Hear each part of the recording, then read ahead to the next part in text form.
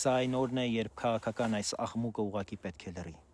Լեռնային Ղարաբաղում Ռուսաստանի խաղաղապահ զորախմբի պատասխանատվության գոտում Ադրբեջանի կողմից առևանգված մեր 4 հայրենակիցները Հայաստանի արտգործնախարարի եւ Միացյալ Նահանգների պետքարտուղարի հանդիպումից ժամեր անց ազատ են արձակվել, իսկ մենք ինչ թույնով, ինչ թշնամանքով ենք արձագանքում այս հրաշալի լուրին։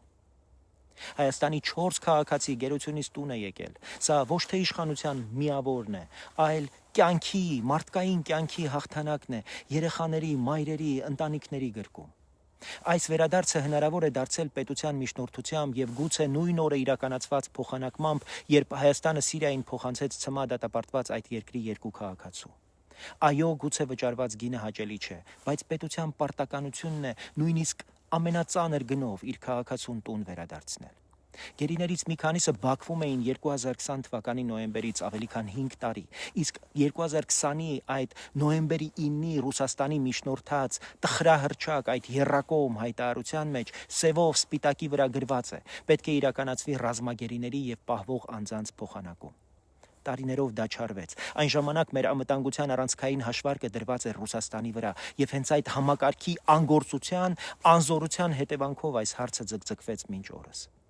Մարդուն տուն բերելու համար երբեմն պետությունը գնում է ծանրագույն որոշումների, որոնք շատ դեպքերում մեր սրտով չեն, բայց պետությունը պարտավոր է քայլեր ձեռնարկել, որովհետև մարդու իր քաղաքացու կյանքը հարմար պահի թեմա չէ։ Եվ եթե ուզում ենք հասկանալ, թե ինչ է իրական պետությունը, հիշենք 2011-ի հոկտեմբերը։ Իսրայելը իր մեկ զինվորին, Գիլադ Շալիթին 5 տարվա գերությունից տուն բերելու համար համաձայնեց փոխանակման, ազատ արձակեց 1027 պաղեստինցի բանտարկյալի, որոնց թվում նաև Համասի ահաբեկիչներ էին։ Իսկ վարչապետ Նեթանյահուն այս առթիվ պարզ ու հստակ ասաց. գինը սարսափելի թանկ է, բայց ես վճարում եմ, որովհետև իմ պետությունը իր քաղաքացուն մենակ չի թողնում։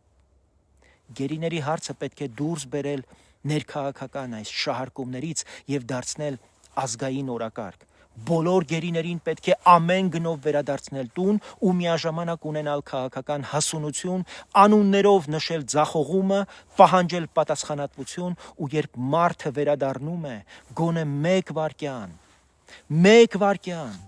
մարդ մնա։